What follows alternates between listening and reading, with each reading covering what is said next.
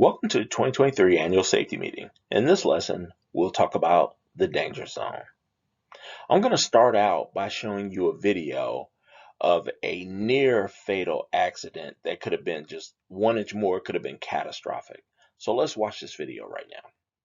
Well, caught on camera, 2 kids nearly hit by a passing car while trying to get on an Iredell-Statesville school bus.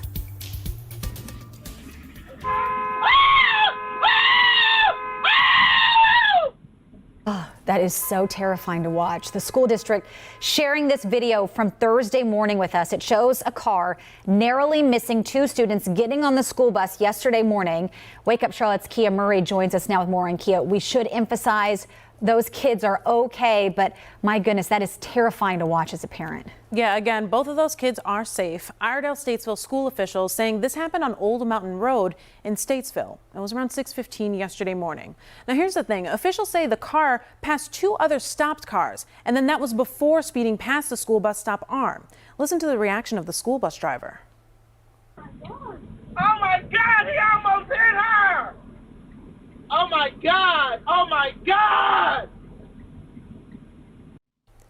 The school district is reminding drivers to slow down and pay attention. And now North Carolina Highway Patrol wants your help finding this car.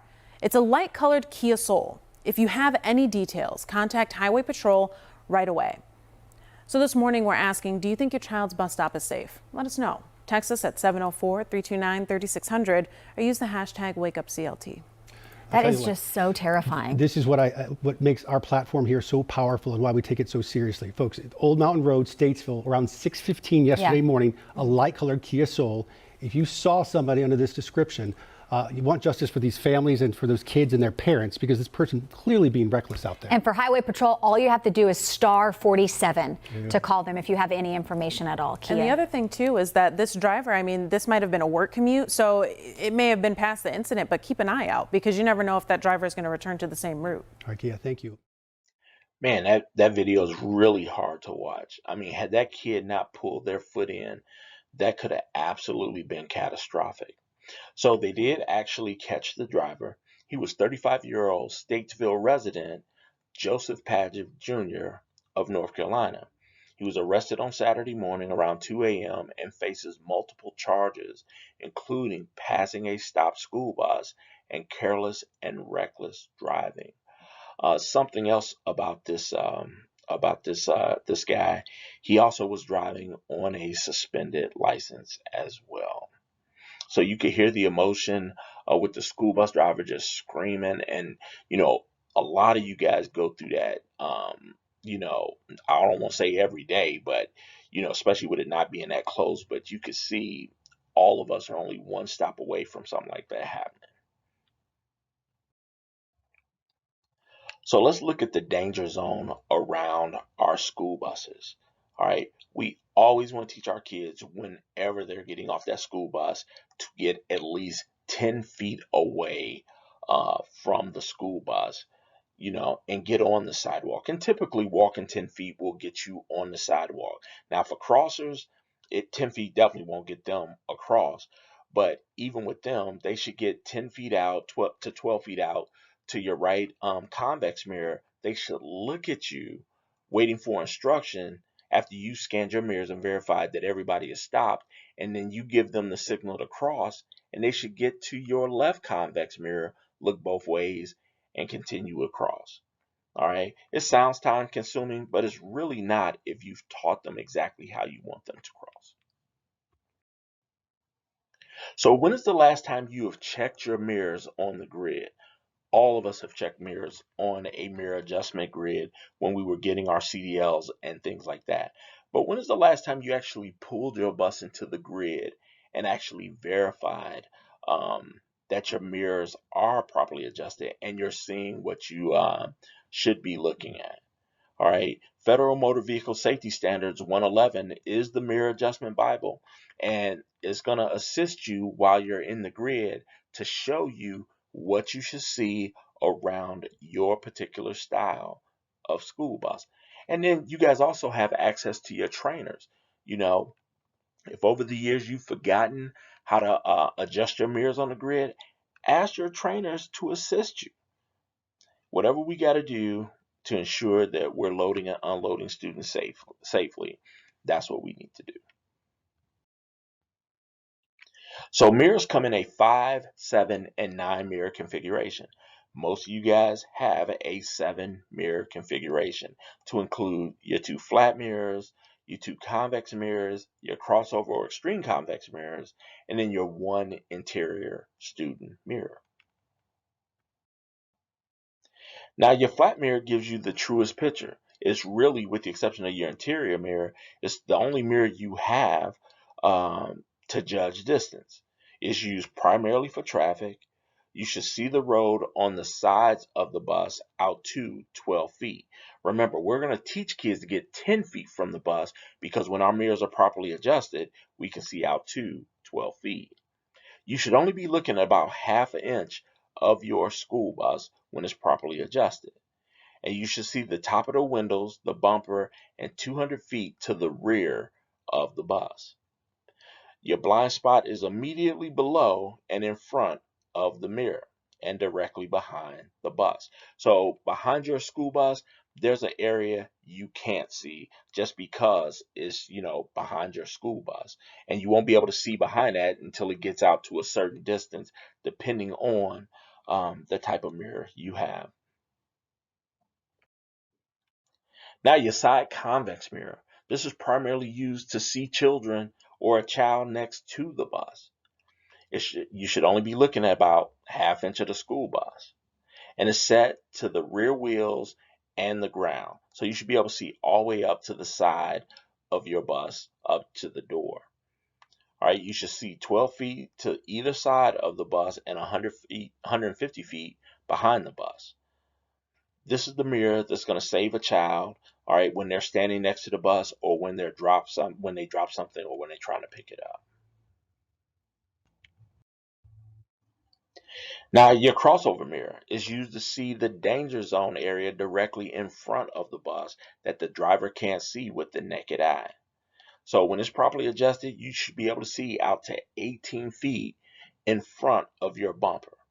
And you should see the front wheels and the service door also in that mirror. So this is going to work in conjunction with your convex mirror, so you can look at that and verify there's nobody standing next to that bus or by the wheels or anything like that.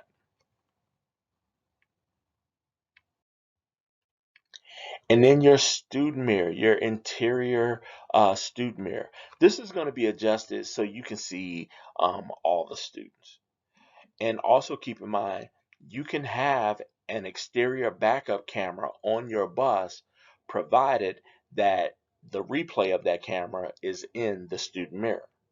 So when you look at 575 Indiana Code 1-9-12, cameras exterior backup, an exterior camera to view the back of the bus may be used. The camera must be activated only when the bus transmission is placed in reverse. The monitor to view the backup camera video must be integrated into the interior rear view mirror without increasing the height or width of the mirror. A maximum of 2 cameras mounted in such a manner as to not interfere with any doors, windows, lights, reflective material may be used to view the back of the bus. Recording equipment must be mounted in such a manner as to not interfere with the movement of the driver or passengers or full access to any emergency equipment. So your student mirror is definitely something you want to look back on. I mean, we've had cases where kids have been bullied and beaten, stuff like that, and the bus driver never took a look back at those kids. So, not only are you going to scan your mirrors every 15 to 18 seconds, you also got to look back on the children, just to pay attention what's going on behind you as well. Now, when loading and unloading, always check your service door. Last year, when you took the ASM, you saw the horrific video where this young lady, this 9-year-old girl, was closed up in the bus door with her backpack. And if you just look at the still shot of the incident, the little girl is looking back at the bus driver to see if the bus driver recognized she's closing the door on her, and the bus driver isn't. The bus driver is definitely distracted. Also, why is that kid standing there while, she's getting ready to move the bus in front of the standee line? I mean, there's a lot of things where this bus driver is completely complacent. So not only do you have to scan your mirrors, but you also, when loading or unloading, always look in that stairwell. And also, another problem with this particular bus situation, and you see this still shot from what we just talked about, is that this bus driver was guilty of having dash trash that blocked her view of her right crossover mirror. And had that trash not been there, she would have been able to see along the side of her right front wheels and the door. So here in Indiana, that is not allowed. So you got to make sure that you don't have anything blocking your view around your school bus. Wang joins us live with what we know so far. Judy. Good morning. Connor Kazmarski was a second grader here at Mohawk Primary Center. The superintendent says he was a joy to have in class. Park Forest police say the investigation is still in the preliminary stages and they have not yet determined whether to pursue criminal charges in connection with the child's death. Connor Kazmarski was 7 years old, the youngest of 4 children. His family tells us this morning they want him to be remembered as a beautiful, fun-loving boy. Connor had been dropped off near his home after school at about 3:15 Friday afternoon. The school bus hit him on Walnut Street near Westgate Drive. Connor died of his injuries at Franciscan Health Olympia Fields Hospital. The school bus was taking students in Park Forest, Chicago Heights District 163 home. Police say they are interviewing the bus driver and witnesses. The Suburban Major Accident Reconstruction Team is part of the investigation to figure out what happened right before the boy was hit. From District 163, we extend our heartfelt condolences to Connor's family. Our thoughts and prayers will continue to be with the entire family in the difficult days ahead. He was a joy to all of his teachers, kind-hearted, smart, and funny, always with a smile on his face. He will be missed greatly by Mohawk and District 163 students and educators. Our entire district is saddened by this tragic event. Now, the school superintendent says the district is currently in the process of working with the University of Illinois Trauma Center on a crisis intervention plan. The plan is to have counselors and support services available here at the school for students and staff beginning Monday morning. In Park Forest, Judy Wang, WGN News. And in that video you just watched, really unfortunate that that young man was killed, after getting off his bus. But we don't know if the driver was distracted, not paying attention. But this goes back to, make sure you counting your kids, things like that. You know where they are when they're getting off that school bus, and you're constantly scanning your mirrors. If you don't know where a child is, get out of your bus and look. Call dispatch, let them know you're getting off the bus to check for a child, and get off and look. But really, really sad that, that young man was killed. His classmates saw him killed, and even for the bus driver, distracted or not, that they also went through that, whether it's their fault or just, it was just legitimately an accident. So it's still under investigation, but we got to make sure we're paying attention. So when loading or unloading, you should be constantly scanning your mirrors. Don't be distracted by phones, conversations, things like that. Students need to wait for the bus driver's signal to cross out to 12 feet in front of the right crossover mirror. Concerned parents who wait at a bus stop with children are a tremendous asset, but parents should wait on the same side of the drop-off for crossers. Children can be excited and they'll run across straight to their parents. So have that conversation with the parents. Hey, when I drop, your child off, please be on my side of the on the drop-off side of the road, and the stop arm will stay out so you guys can cross safely. And when we go over these procedures, whenever we go over them in any annual safety meeting, nobody's going to question how you do your loading and unloading until something happens. When a kid is hurt or killed, then everything you do is going to come into question. So you want to make sure you're doing everything the way it needs to be done. Students should never, run across the street when crossing. They should stop at your left crossover mirror and look both ways. Warn children that if they drop something, they should never pick it up. Instead, tell the bus driver and follow his or her instructions. If they bend down to pick up an object, they may not be seen, by you, the driver. So loading and unloading is the most dangerous time. It's the moment of truth for all of us. Never allow students to cross behind the bus where they can't be seen by you. Teach students staying on that side of the street to get 10 feet from the bus. So when those kids get off the bus, get 10 feet away. Teach your students never to chase the school bus. Should a child miss the bus, instruct them to return home, or return to campus to make other transportation arrangements. All drivers should use the same danger signal in your district.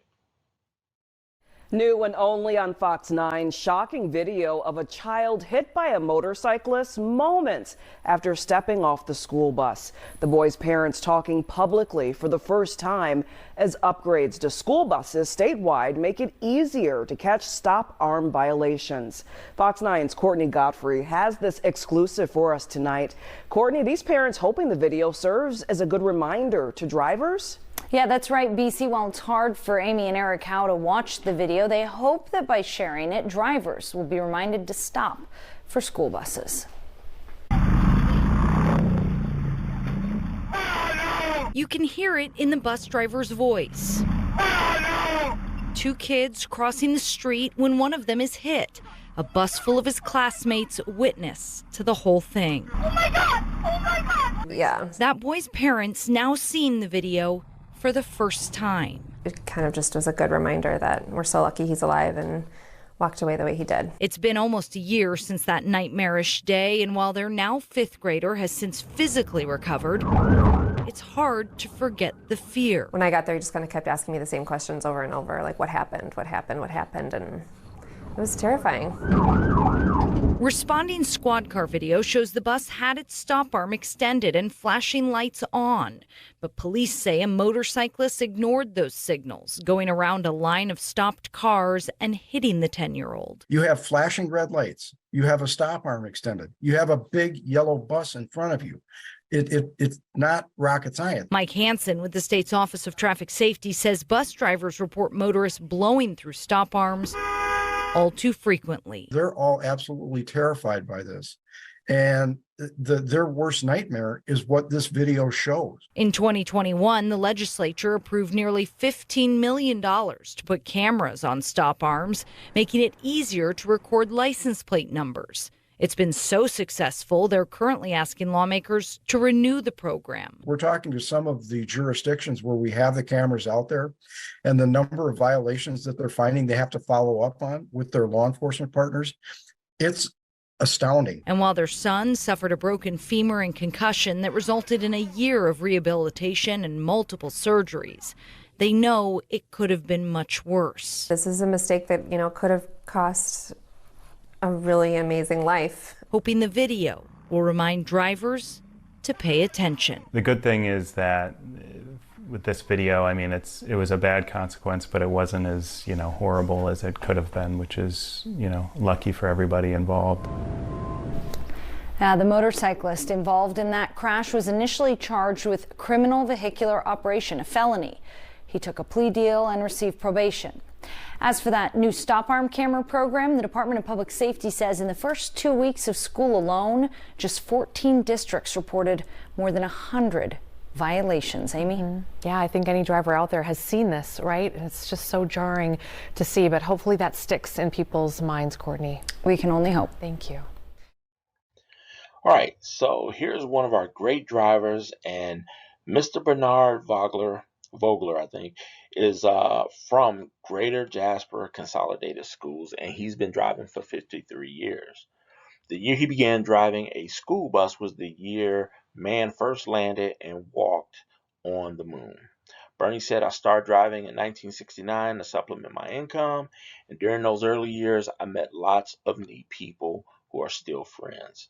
Over the years, He's transported their children and now their grandchildren. All things considered, driving a bus for Greater Jasper has been one of the most rewarding experiences of my life. I still enjoy driving today. It makes me very happy, and Bernie has also served on the school board for 24 years, serving as president for 7. He is civic-minded and has gone above and beyond for the community. Bernie continues to drive and help out in any way he can. He truly makes Jasper a better place. And thanks, Glenn, for nominating Bernard. Dawn Myers has been a driver for 30 years. She also works part-time in our office between routes.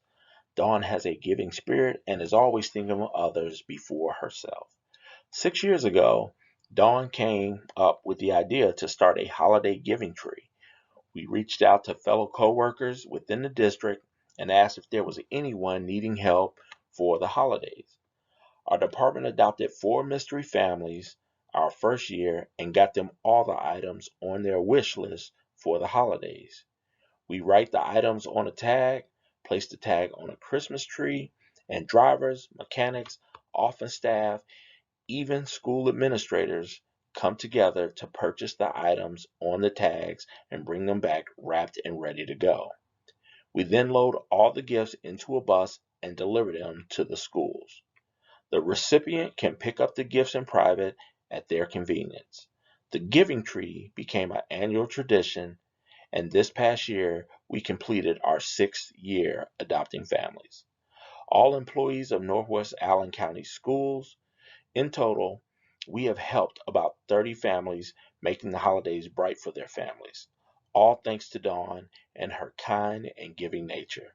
We couldn't manage our day-to-day operations without her, and she deserves all the credit for starting our wildly successful Giving Tree program. Thanks, Dawn, and thank you, Natalie, for nominating her. This candle's in memory of all the transportation staff and drivers we lost in 2022-2023, whether active, retired, or not. They truly all made a difference in the lives of us and the children they transported. This concludes our 2023 annual safety meeting, The Danger Zone. Thank you for all you do and keep doing great things.